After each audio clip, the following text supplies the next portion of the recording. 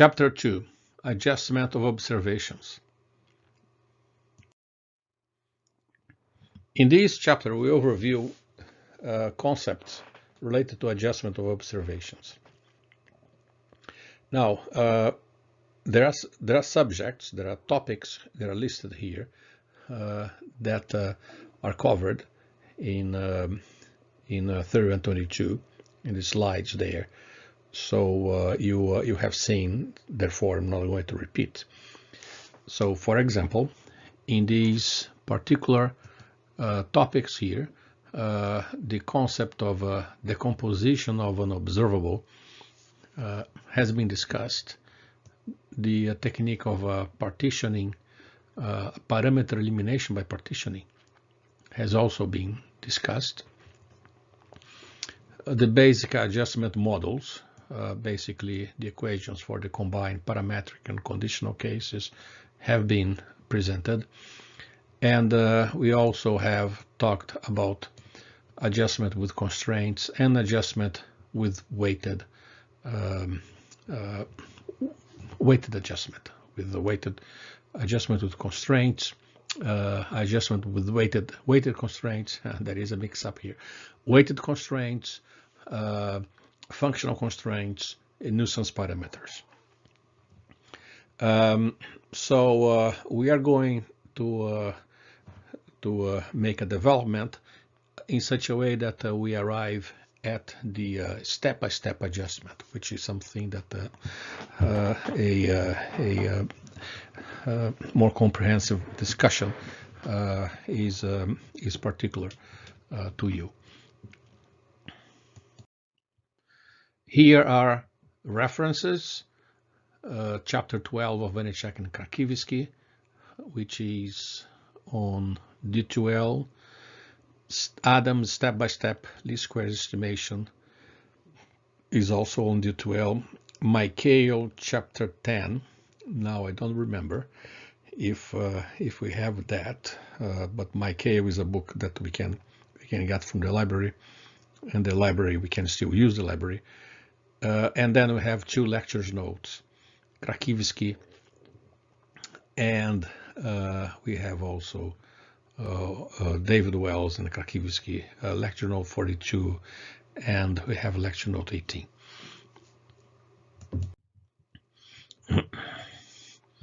So this is how we do to obtain the adjustment equations for the combined adjustment.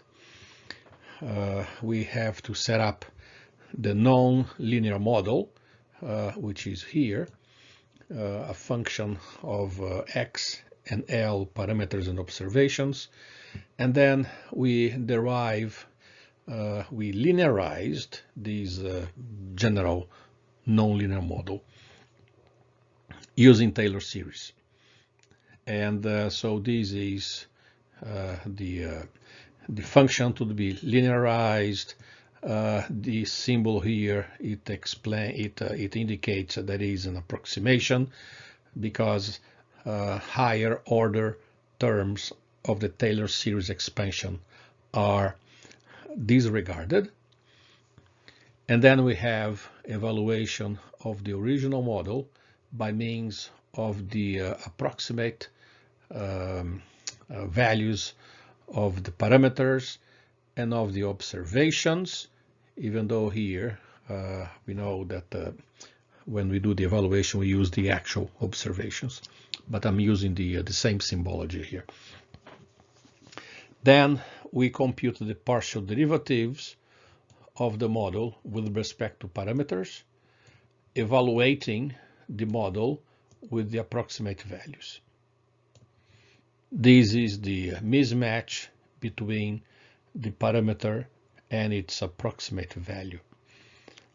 Then we have the partial derivative of the model with respect to the observations L, again evaluating it at the point of expansions or the approximate values of observation parameters. And here we have the mismatch between observation and the approximate value of observations. So these terms, we can replace them. This is W, this is A, this is delta, this is B, and this is R. Okay, and now we use the exact, we make it exact equal to 0. Of course, if we're linearizing a non-linear model, therefore it will imply that we need iteration. If the model is already linear, we don't need iteration. What is done then is we impose a condition. This is the least squares condition. The minimization of the weighted squares of the residuals. So this is accomplished by, this is a scalar, by the way, that's phi. It is accomplished by multiplying the transpose of the residual vector by itself. And we use the covariance, the inverse of the covariance matrix of the observations as a weight matrix. This least squares condition will then be applied, will be imposed onto the linear model. So this is the model that we have obtained from Taylor series expansion. So this is the least squares condition. And this term here, 2 times k, is just a scalar. K is known as the Lagrange correlates. It is put in here in such a way that the result of this term between parentheses, it is conformed. Well, it becomes a scalar essentially, and then we can add that. So they're equal to 0. Okay.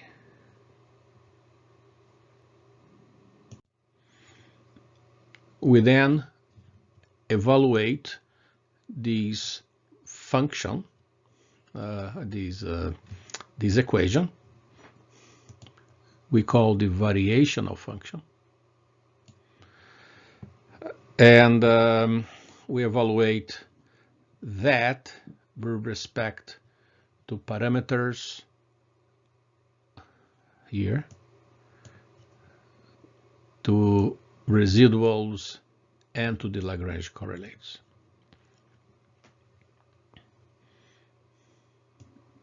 And this is what we obtain, the evaluation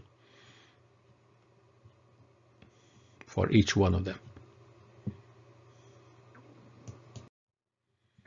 So here we have the 3 equations that are the final equations.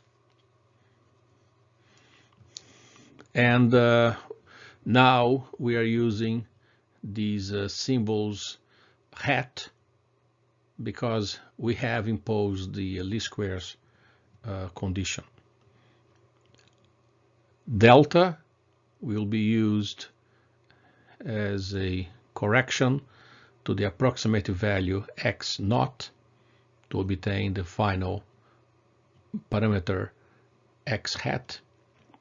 And the residuals here, the residual vector, will be added to the observations, represented here by L naught, in such a way that we obtain the adjusted observations.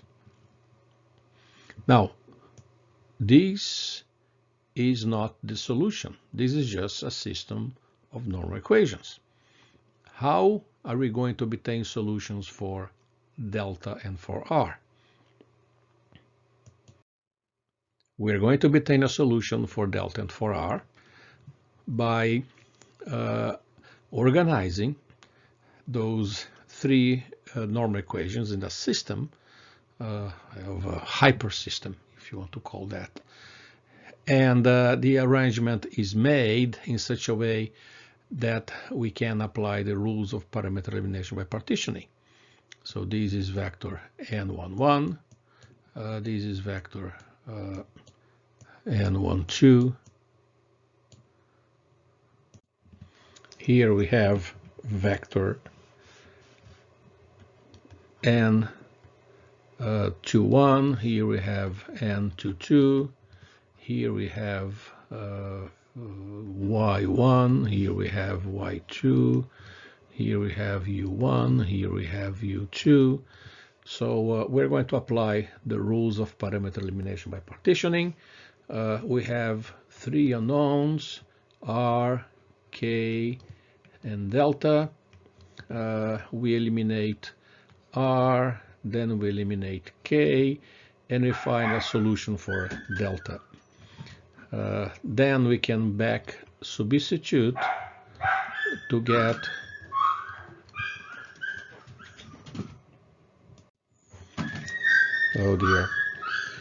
back substitute to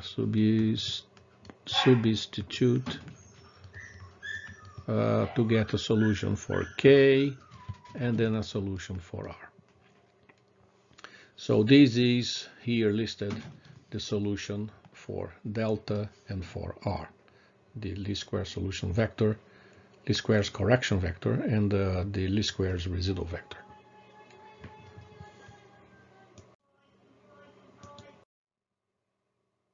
So we have seen this table before. This is the table that shows the equations for the combined, and the parametric, and the condition. And the whole idea of this table, the way it's organized, is just to emphasize the relationship between these three modes of adjustment, that the combine is a general case, and then the parametric and condition can be derived from the combined case. Here are the equations for the covariance matrices. So we have looked at these slides already. Now here a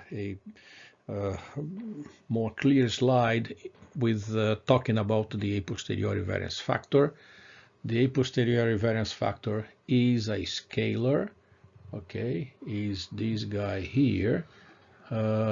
It is nothing else but the quadratic form. Here we have the weighted square of the residuals. This is the quadratic form, the minimum square solution when we minimize that. And here we have the numbers of degrees of freedom. Okay, degrees of freedom. So what is the importance of the a-posteriori variance factor? The a-posteriori variance factor can use in two different ways. Okay, if the a-priori variance factor is unknown, this is one way of using it. We can use it to rescale the adjusted covariance matrices. This is the covariance matrix of the parameters, covariance matrix of the residuals. We are multiplying by the a-posteriori variance factor and generating a scaled covariance matrix of parameters and of residuals, and the scaling of these matrices is identified by this extra hat. Okay, there is no hat in here, and if we don't know the a-priori variance factor, we can do that. But if we know the a-priori variance factor, we can test if it is equivalent, statistically equivalent to the a-posteriori variance factor.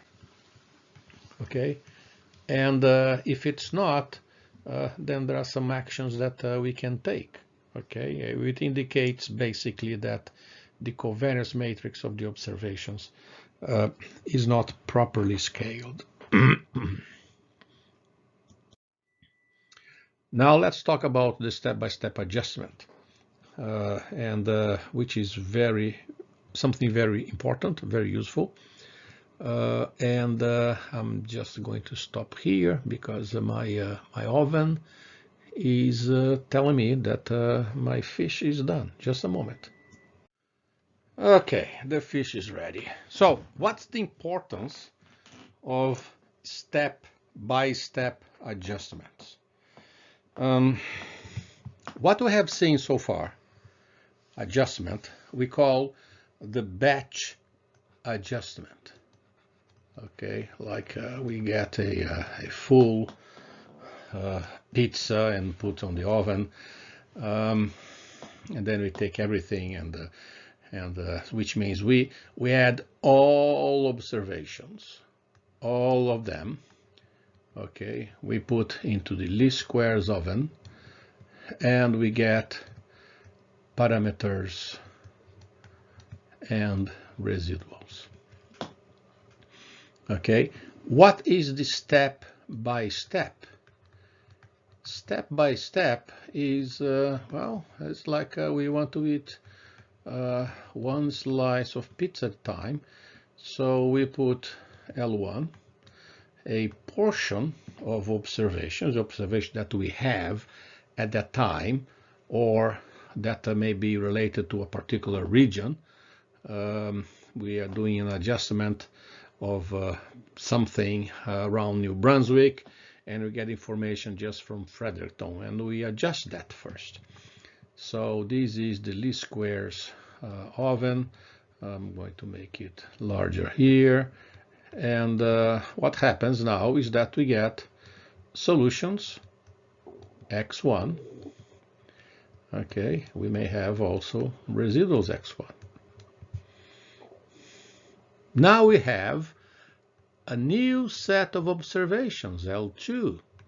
Okay, these observations go into the filter, and what we have now is going to be a new set of solutions, okay, that relate the two sets of parameters, okay, and the whole set of residuals that we have so far.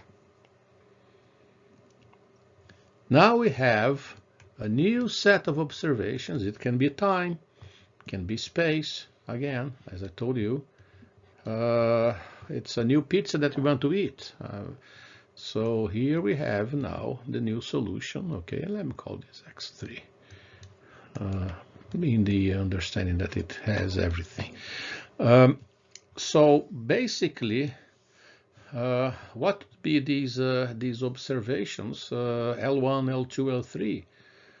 Well, imagine that a GNSS receiver is operating continuously, but we want to have solutions at every 5 minutes or every 10 minutes or whatever throughout the day. So at every 5 minutes, we use the observations that we have. So we have observations L1, then we're going to have the new observations L2, the new observations L3, etc. until the end of the day. So we're going to have we're going to have a time series of parameters x and the residuals. We can evaluate the residuals at the end, have a final solution of the residuals, and the beauty of this process is that every new set of observations that we have, when it goes to this least squares filter, to the least squares oven, what happens is that there is some heat from the past. Okay, so the new slices of pizza L2, they're cooked from the same heat. What I want to say is that there is a knowledge that is perpetuated. That's why I wrote on purpose this thing here. Okay, the solution that we have at this stage here is going to be a solution, a new solution for x2, but parameters x1 and at least the information related to parameters x1 plays a role. Okay, so depending on the application, this may be seen or not, may be passed, like in the example I gave with the GNSS receiver. We're going to have solution every 5 minutes, and they look like that they have nothing to do with it, but they're all connected. The same with a boat that is navigating, or if a spacecraft navigating, or anything. Okay, so this is the difference between batch adjustment, okay, which is when we get all observations and put them together and get a single shot solution, or we may have step by step. Okay, it's like the lettuce that I planted here, which is I keep getting leaves, the leaves from the bottom, and the thing still keeps still giving leaves until now. There are 3 types of step-by-step adjustment: sequential, summation of normals, and phased adjustment. So we're going to look at how we obtain a solution for these 3 potential solutions. So the whole thing starts with the when we add observations. So we have a model, and here's the combined model. The model relates to epoch 1, okay, and we have now the model. So this is related to the set of observations L1, a new model related to this new set of observations.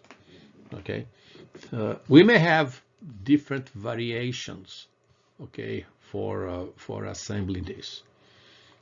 Okay, but you're going to get the idea.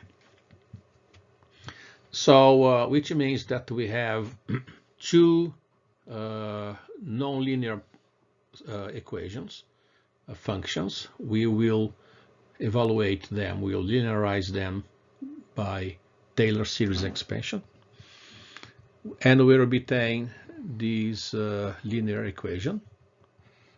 Okay, these are all vectors and matrices related to observation 1 and related to observation 2. Now here note how I'm using the same delta. Okay, and it's going to become clear at the end that this is a general statement. We have the 2 minimizations, and then we build this long variation function. We have the minimization we have the least squares criterion dealing with the first set of observations. We have the new set, the least squares criteria for the new set, for the old and the new observations. We have the equation for the old and the new.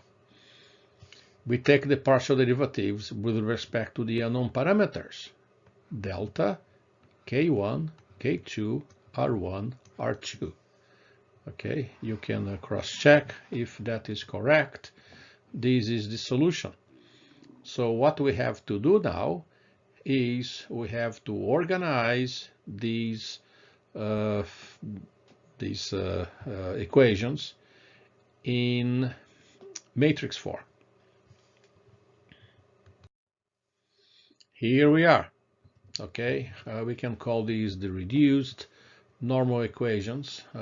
This is essentially n y plus u equals to 0. Okay, they are using the notation when we discussed parameter elimination by partitioning. Here we have the partitioning that we can make. n11 we can invert, which is important. n12, n21, n22. y2, y1, y2, u1, u2. Okay, so we apply the rules of parameter elimination by partitioning. We eliminate y1, and now we obtain this second observation set. We can now do different things in here. We can, for example, eliminate directly K1 and K2 and get a solution for delta. So, but there are different paths, and different paths, as we will see, define different solutions. So, the path chosen is to eliminate K1.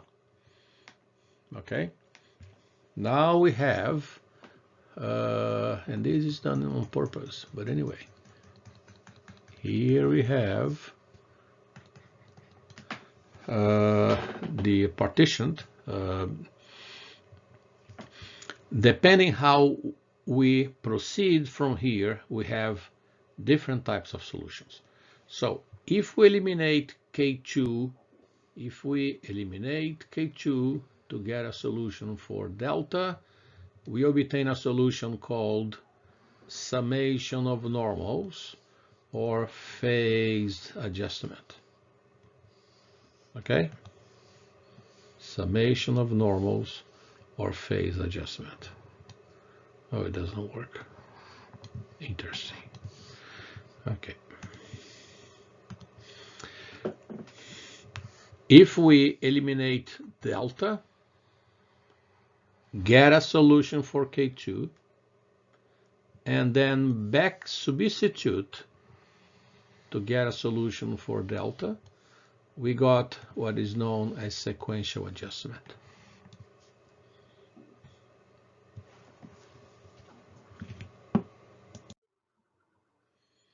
Summation of normals. It's a straightforward solution. This is n. Actually, let me do it differently. Well, okay, let me call n, and this is u. Okay, so n delta plus u, oh dear, plus u equals to 0. The solution for delta and delta hat, of course. This is, I forgot the hat here. It is going to be minus n inverse u. Oh, we have seen this before. But if we look what n means, n is composed by the two terms. This is n1. All terms in here relate to the first observation set. This guy here is n2, dealing with the second observation set. This is u1, and this is u2. So we can simplify and write that. So summation of normals. What does it mean? It means that we get at the first epoch, we get a solution for n1. The second epoch, our solution is n1 plus n2. Third epoch, this is u1 plus u2, then n1 plus n2 plus n3, u1 plus u2 plus u3. In practice, of course, we store the solution. So this guy here we can call n star. Then this new solution is n star, which means that this is n star plus n3. And the same thing here, okay? So which means we are storing the normal equations, okay? If we have, I mean, if we're dealing with just x, y, z coordinates of a receiver, we are dealing with a 3x3 matrix, a normal matrix, instead of having a very large A matrix, design matrix that will have dimension U, number of unknowns, by n, number of observations we may have a very large matrix A. So this is the summation of normals, and the covariance matrix, we're going to have a covariance matrix for every epoch in here.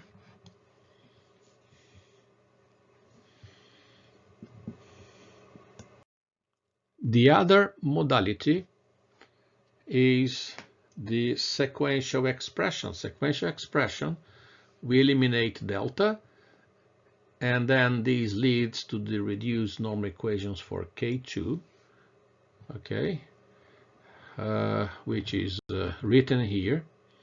We are simplifying, calling this term here N1, and this term A transpose B1, blah, blah, blah. Yeah, this is also N1, I think. Yes, and this is U1. U1. Okay. Solution for K is here, but K for us is just a step towards the final solution. We back substitute star into the 5-pointed star to the 6-pointed star, and we develop, and I'm going to write down here what we get as the final solution. So this is the final solution. This is for the sequential adjustment. So this is solution based on the first set of observations, and here we have a solution based on the second set of observations. So what we have, again, what we need to do is store the previous normal equation, N1, and the previous here, N1, and the previous normal vector, U1. Okay? We can basically say that delta equals to delta 1 plus delta delta. So we can think of the first term as being this previous solution plus a correction. The covariance matrix will follow the same, will look like the same. So we are dealing here with a situation in which we don't need to store large arrays. Okay, the array A, array B, they will be growing all the time because of the number of solutions. We don't need to do that. We can get intermediary solutions. Batch adjustment and step-by-step adjustment, they're mathematically equivalent. So they yield the same solution.